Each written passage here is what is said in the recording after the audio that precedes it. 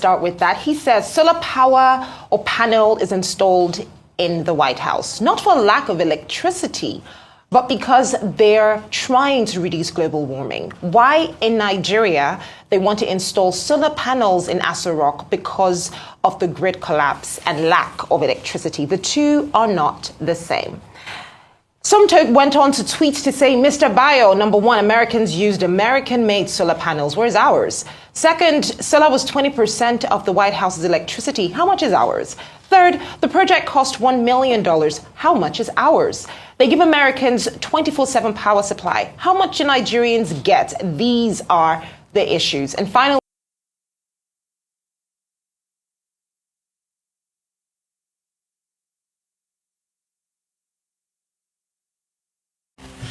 so guys, Dr. Abati has roasted Tinubu in this video after the presidency came out to defend their action in installing solar system in Aso Rock that is going to cost Nigeria 10 billion naira when Nigerians cannot even get electricity. So guys, Bayo Ononuga came out on Twitter to defend Tinubu's action to install solar system worth 10 billion naira in Aso Rock. And Bayo Ononuga was saying that the same thing is happening in the US, that United States has solar in the White House, and Nigerians have taught him the lessons that Bayo Ononuga, to get alongside with Tinubu, the lessons they deserve to learn. So guys, these people are trying to run away from the effect of the grids falling. We know that since Tinubu came into power, the grids have been falling and falling. The power grid in Nigeria keep falling all the time.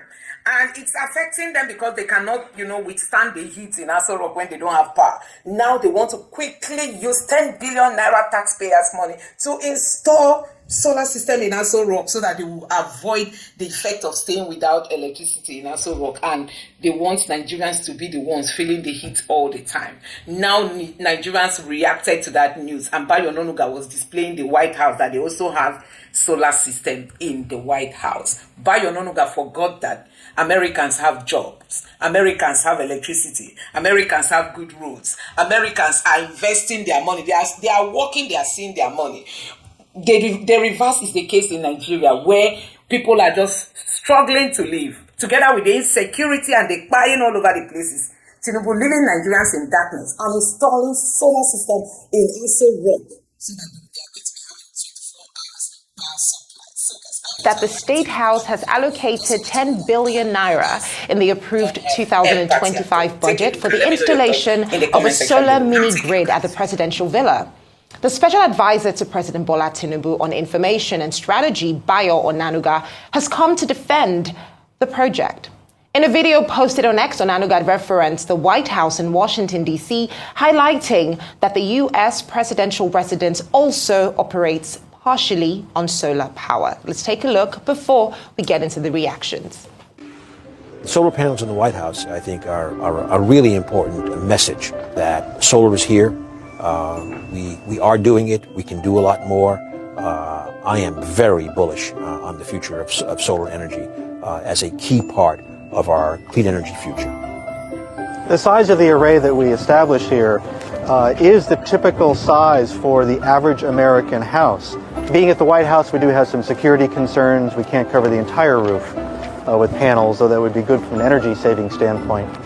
Every 4 minutes, some small business or homeowner is going solar. In a sense, we're going through a transition here, and the industry is going through a transition that we're just seeing the beginning of. The president is basically doing what Americans all across the nation are doing right now. They're making the conscious choice to look for renewable energy like solar as the cheaper, cleaner, and preferred energy source for their homes and families. We need a diversified clean energy portfolio as articulated in the president's Climate Action Plan, which we are actively engaged in now. And we also need to spur the economic sectors of the future. Last year alone, we created over 23,000 new jobs in solar energy. Well, let's head on to Twitter.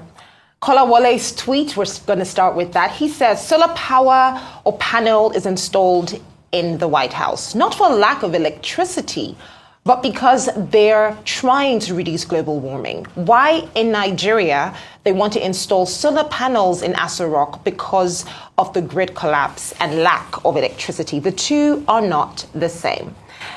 Some went on to tweet to say, Mr. Bayo, number one, Americans used American-made solar panels. Where's ours? Second, solar was 20% of the White House's electricity. How much is ours? Third, the project cost $1 million. How much is ours? They give Americans 24/7 power supply. How much do Nigerians get? These are the issues. And finally, Idris tweeting, solar mini-grid at the presidential villa is a commendable step towards sustainable governance and energy efficiency. This move reflects a strong commitment to the energy transition agenda, reduces reliance on fossil fuels, and sets an example for other institutions. Meanwhile, let's take a look at another story where 8 federal universities are now set to disconnect from the national grid and fully transition to solar power. The move under the Energizing Education program, backed by the World Bank and AFDB, aims to reduce outages, cut costs, and boost academic performances. Of course, school listed include the University of Abuja, Calabar, Maiduguri, Federal University of Agriculture, Abeokuta, the Federal University, Gashua, Nigeria Defense Academy, Kaduna, and Abubakar Tafawa Balewa University in Bauchi. Now, I would say to begin that this tweet by Bayo Nanuga, first of all, I don't think the tweet helped the case. Now, a couple of weeks ago, the Minister of Science and Technology, Uche Naji, came out to say that there was going to be an outright ban. The federal government, rather, was considering banning the importation of solar panels. Now, when that news came in, he said the aim for this was to increase local manufacturing, but Rian kicked against it, saying, while that may be good, we need to increase local capacity first so we do not create a bigger problem because we do not even have the capacity to produce at the rate that we should. Now, with regards to the presidency choosing to have solar panels in the system, the truth is, if these are coming from Nigerian manufacturers, that may be a good thing. But have we strengthened our manufacturers enough to provide solar panels of this capacity? I think those are the issues that that buyer should be addressing. That's Mr. Onanuga. That's what he should be addressing. As opposed to telling us how the White House uses solar panels, he always comes off as shutting Nigerians up as opposed to addressing the pertinent issues. And of course, I think the situation with the universities is quite interesting. I cannot wait to see that happen. Okay, look, I think we discussed this subject yesterday, but it's okay. Electricity, energy supply, very important subject. And I made a point, I piggybacked on the point made by Vimbai yesterday about productivity. That if you have electricity supply in Nigeria, you will increase productivity. Vulcanizers, roadside mechanics, artisans, they will be able to function.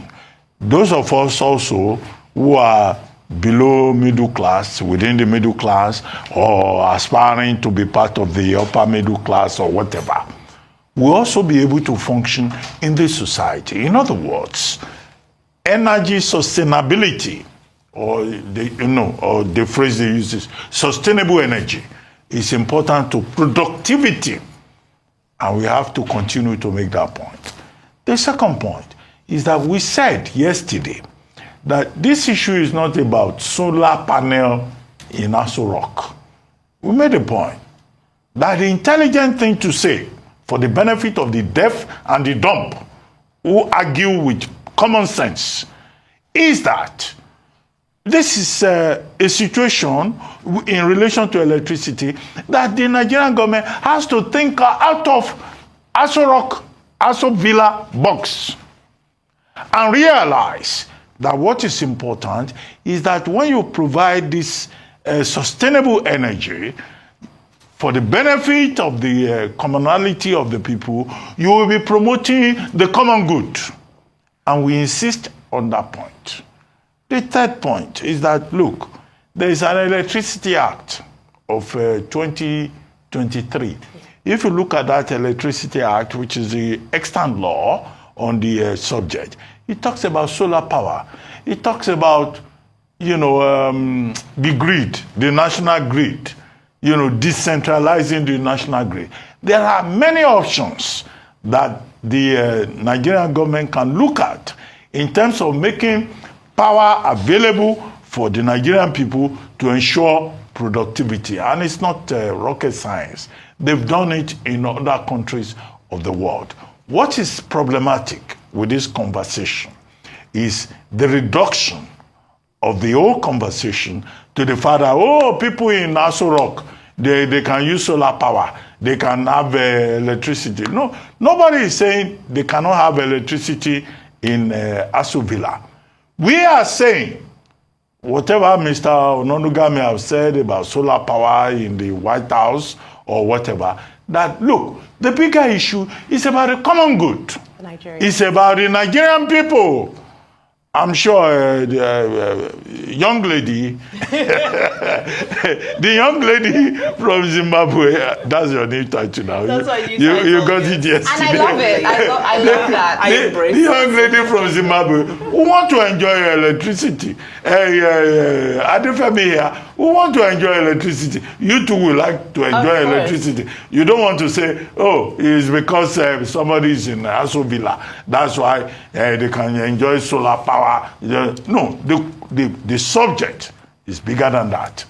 And I hope that, people who have enough common sense to understand that aspect of the argument. All right, well, Adefemi, I believe that you also touched on this briefly yesterday, and you were speaking to obviously the possibility that there may be other reasons why this may also be put in place. Correct. I mean, that's what we were discussing yesterday, that it would be interesting to have heard from the presidency to understand their justification for this, further than the comparison between other institutions that use solar panel. As Mr. Ononuga said, he used the White House as an example, which is true.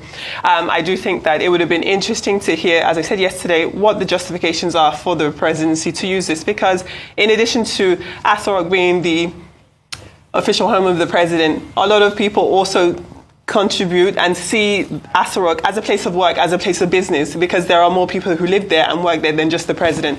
So while we are talking about absolutely the access to solar panel and solar energy and us being able to harness this great resource of the sun that we have in Nigeria, it is also, I think, important for us to understand that people that we are caping for also exist at Aso Rock, and if they can benefit from it, then other people should be able to do so too. Essentially, my point yesterday, my point today is that we are all Nigerians, and there are people more than just the actual president who live and work at Aso Rock who should be able to access solar panels, and I don't think that is a bad thing. All right, Rufai, or do I say young lady? Which do you prefer now? Please, young lady. Young lady. Young lady. Title for me. For you, what's your stance on this? There's so many reactions. There's several reactions, but firstly, I want to focus on the universities. Yes. That is an important development because we know that several universities are currently crippled because they are in darkness. The students cannot even study for exams. They're studying by candlelight. There have been several protests across the country from students protesting lights.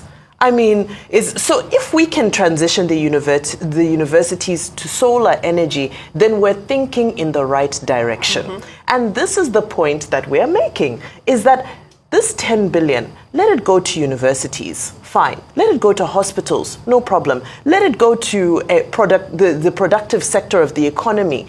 We're not saying that the president doesn't deserve solar. Absolutely, he should go for it. However, let's first ensure that there's energy security in Nigeria for Nigerians who need to wake up each morning to find their daily, it's not even daily 2K anymore. It's not daily 10K that you have to find because your daily 2K can't cut it anymore. So that's the point that we're making. So I always like to say two things can be true at the same time. Yes, Aso Villa can have solar power, they can have whatever energy, they can even have hydropower if they can access the source to it. However, that is not the priority because that represents 1%, if up to 1% of the population. 99% who, I use the figure 2K, are waking up to look for daily 2K are the people we should be focusing on.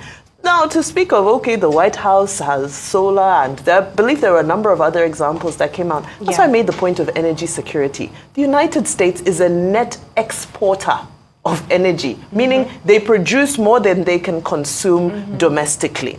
So, you know, we need to be careful not to compare apples with oranges. Exactly. And while we're aspiring to become evolve into, to become more like the more developed nations and aspirational nations and so forth. Let's not put the cart before the horse. Let's imitate productive things that are supportive, and let's imitate social security for our people. Let's imitate access to healthcare, free education, clean running water. I think those are the things we should be attempting to emulate before we get to solar power for those who, if their books balance well, will be able to pay their electricity. I know the electricity bill at Aso Villa is not, just because of this administration. It's a legacy issue. Yes. However, let's start learning that lesson of cutting our coat according to our size so that we can pay our electricity bill in the presidential villa and allocate resources towards all these other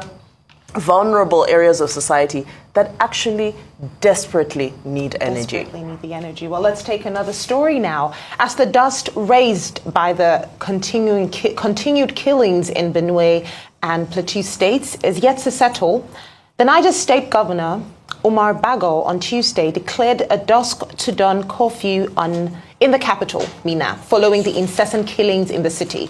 Now, in a controversial directive aimed at addressing the growing insecurity, Governor Bago ordered security agents to arrest individuals seen with dreadlocks or wearing weave-ons, describing the styles as signs of rascality during the security meeting. Now, the governor instructed that such individuals be apprehended, forced to cut their hair, and fined. Let's take a look. Nobody is above the law. And the primary responsibility of government is to provide for the security and life of the citizens. I will lead the operation. I will follow each street of Mina, will fish them out, and we are going to make sure we deal with them accordingly. So zero tolerance to rascality in Mina. Anybody that you find with dreadlock, arrest him, barb his hair, and fine him. Nobody should carry any kind of hair cut again inside Mina. I have given you marching order, the security agencies. Anybody you find with a weapon, deal with him as an armed robber. So for parents, warn your children, warn your words. From this moment, it's 100% fire for fire. Well, I think I'm never speechless, but I think I am on this one because I don't even know where to begin with this. But let's jump on this one. Rascality. I was saying as a joke, maybe, I know that when I was in secondary school, even some years in the university, like your early years, they would say you have to take off your beards. You cannot keep beards. It's not a sign of being clean and being polished. So maybe that can also be something that can be added to that list, asides taking out the weave-ons, the dreads. Well, is this the issue? I know. I'm sure Dr. Abati will comment after this because he had some interesting context to this. But as it is, as a broad statement that has been made, it's disappointing at best that the chief security officer of a state, let's give him credit for being proactive. In being proactive, is now preferring this type of solution as the solution to criminality and rascality from quote-unquote area boys in his state. It's very unfortunate because NSAS was not too long ago, and we know that menace was accentuated by stereotyping and profiling, and that one was targeted towards the young men with their laptops, the young men even with dreadlocks as well. It had a specific profile, and we know the menace it created. So we have to be very careful. I always talk about the precedent we set. We have to be very careful because once you get this ball rolling, you're creating a very dangerous environment because that means that, in essence, there's anarchy. If I see you, you're my neighbor and you have dreadlocks and I just don't like your face, it means that the law can be taken into my own hands purely because of your appearance, because of who did dreadlocks harm at the end of the day? If you go to the history of African beauty, if I may call it that, African hair trends and so forth, These are some of the hairstyles that our ancestors had. They kept them neat and tidy, and it was a sign of royalty in some places in the world. Now, unfortunately, it has been degraded to be something that's associated with negative contexts and negative connotations. But honestly and truly, if we're to be honest with ourselves, if we go back in history, our ancestors, they had dreadlocks. Mm-hmm. They sure did. So for me, this is an unfortunate statement. It's also insightful, because how do you now draw the line between this and empowering, whether it be the police or the community police and so forth? He said fire for fire. So you're empowering people to be heavy-handed. You're empowering the potentially, because I believe the law says that you're innocent until proven guilty. But you're now empowering jungle justice, because I'm going to convict you based off of your appearance of things that you may know nothing about. So for me, very concerning, having this kind of loose rhetoric. Yes, there's a problem with insecurity and with crime. Absolutely. Is he trying to take a strong man stance and, trying to read the Riot Act because certain groups have now been emboldened by the fact that there's other activity of criminality? Absolutely. But to now just paint everybody with one brush and say that if you have dreadlocks, we will meet you fire for fire is hugely irresponsible and insightful. Yes, Dr. Abati. Okay. Yeah. Okay. Very quickly. We started with this subject. Malam Nuhu Ribadu saying that President Tinubu is committed to, dealing with insecurity in any part of Nigeria. And he was in Benue State, and he made that point. But in the course of that conversation earlier this morning, we talked about Governor Bago of Niger State. Governor Bago is known as the farmer governor. And he has done a lot with regard to farming in, Niger State. He has shown very good example. But now he has, an issue with insecurity in his state. Niger State, by the way, is perhaps the largest state in terms of landmass area. And then, of course, the very porous borders. So insecurity is a major problem in that state. Now, a number of things. One, Governor Bago, you said you had a problem with his beards. Well, there are some women who like beards. I have no problem with the beards. I'm saying that in some parts of the society, shaving your beard is seen as the most decent possible look. You're not allowed to keep your beard. So you want him to shave his beard? I love beards. I'm just saying, if we're taking off the dreads, we might as well just buy the beards. But I wanted to link that with the issue about dreadlocks. Yes. Now, Section 42 of the 1999 Constitution of Nigeria says you can't discriminate against a person, whether they are bearded or they wear dreadlocks or they believe in anything, whatever. It says you are free to make your own choices about how you live your life. But I have it on good authority that the issue about dreadlocks in Niger State, as articulated by Governor Bago, is that, look, there seems to be some information that people who wear dreadlocks in Niger State belong to a particular court where, they take drinks, they are involved in criminality.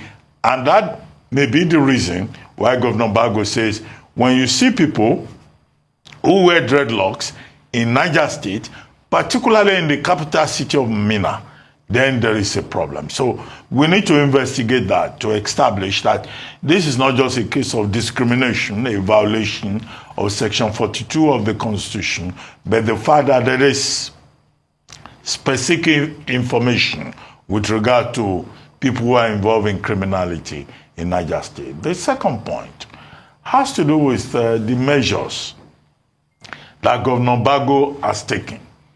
He has now said that, look, in Niger State, there will be curfew between 6 p.m. and 6 a.m. You cannot ride is it keke napep that he talked about? Now, we would like to know more about how there is a connection between the riding of keke napep between 6 p.m. and 6 a.m. in Niger State and the criminality in that particular state. Now, what is the other thing that he said? He says anybody that is found with a knife or with a dagger should be immediately arrested. And if such persons are killed, even the parents of the person that is involved must pay for the bullet that is used to kill the person. That's a bit on the extreme side, so you can question that. But you can understand where, you know, the governor is coming from. He also says that anyone who goes to a police station to secure the bail of a thug or of a person who has been arrested for getting involved in any form of violence, that person should also be arrested. Now, where is that in the laws of Nigeria, that you cannot secure bail? So there are questions, there are issues. But where the governor is coming from, it seems to me, is that, look, these governors are called the chief law officers, chief security officers of their states. We spoke with Governor Alia, Governor Father Hyacinthe Alia, who was also expressing concern about the security situation in Rivers. And now we're talking about the Niger State governor. So these governors, some of them may just say, well, can I even test the law and assert myself as the chief security officer in my state by saying that in this state you cannot do certain things? To that extent, I think there's something commendable in what former Governor Bago of Niger State is trying to do. But some of the things about if you go and secure bail, you too should be arrested and detained. You know, anybody who wears dreadlocks, he should have his head shaved. That's just too much. If you shaved, if you are found with even ordinary knife, you know, you should be shot and all that. You can question all of that at the level of legality. But where it's coming from is, in my view, understandable. But the former governor may think that dealing with security is the same thing as dealing with agriculture. There is a difference between the farm and security. Absolutely. But I guess that he will be properly educated. Of course, I think. Very quickly, I think context is very important. So, like, on the surface level, it does sound strange to hear anybody say that if you have this type of hairstyle, automatically you should be arrested. But I think if you break it down to context, for example, just generally speaking, if a crime is committed, for example, and someone says, I witnessed this crime being committed, this is what the person was wearing, this is what the person said, naturally speaking, you can understand when someone says, okay, well, we're going to be on the lookout for such and such persons for such and such reasons. So context is important. But at the same time, I mean, criminality doesn't have a face, it doesn't have a hairstyle. So even if you were to cut off the hair of all of these people, where does the crime go? Surely it's still there. So really, that's what we need to focus on, really targeting the real issue, not the surface. But I can also understand that context is important. Context is key. Well, the final story today, Kaduna State Governor Uba Sani has said political leaders from northern Nigeria who have held offices in the past 2 decades owe the region an apology for its deepening underdevelopment and poverty. In an interview with Trust TV, Governor Sani criticized what he described as the self-serving nature of some political leaders who attack government policies without acknowledging their own roles in systemic failures. Governor Sani admitted he was part of the system and pointed to long-standing structural issues that have left northern Nigeria mired in poverty and social exclusion.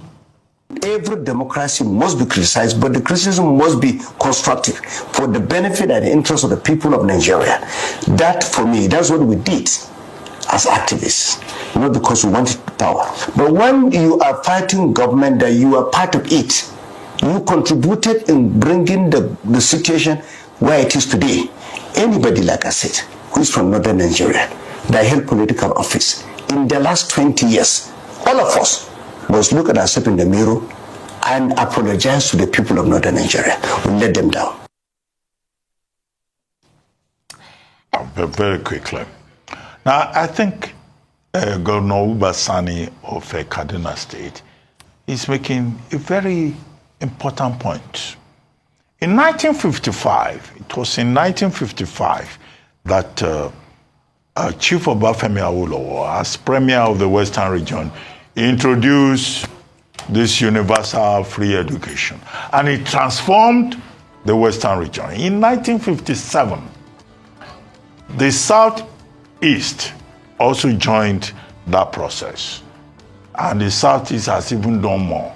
Apart from the fact that Ukpabi Ashika and co joined in, well, if you don't have time, I will keep quiet. We can leave this subject. But thank you very much, Kachi.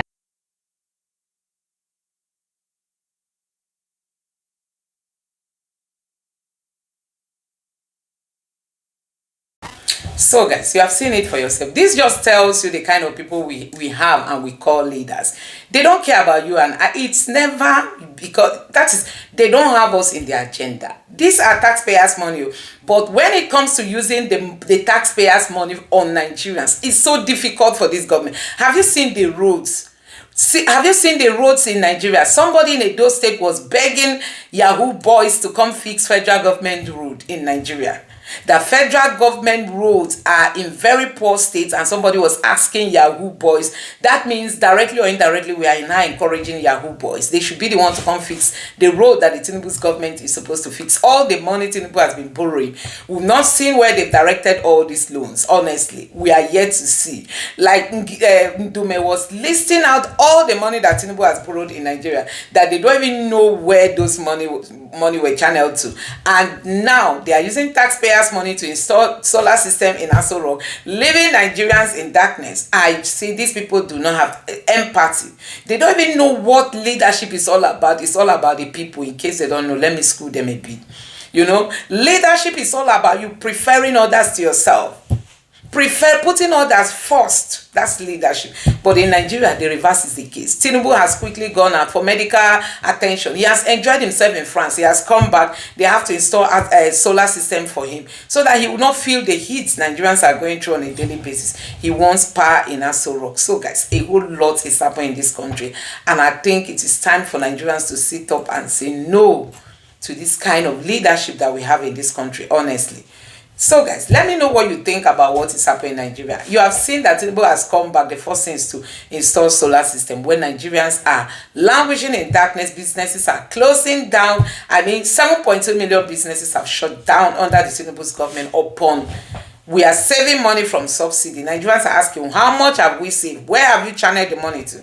Very soon now, they are going to collect the latest loan, if at all they've not collected it, that World Bank has approved. Tinubu keeps borrowing. It's only borrowing, taxing the people. Borrowing, taxing the people. Nigerians are paying taxes. Nigerians are the borrowing that Tinubu is borrowing. Tinubu is not going to be part of the poor paying this money. Tinubu is on life pension. The wife is on life pension as an ex-senator. Tinubu is on life pension as an ex-senator. Tinubu is on life pension as an ex-governor. Tinubu will be on life pension as an ex-president. Tinubu is not going to pay these debts. Neither are his children going to pay. Rather, they are going to be sucking from the Nigerian government all their lives, and that is why he wants to put his son Seyi Tinubu to be the one to take over in Lagos State, so that he too will equally be on life pension. And then before you know it, they will tell you Seyi will be president of Nigeria. All kinds of people will lead us in this country, because leadership, it's not all about election. It's all about who has the stronger leg.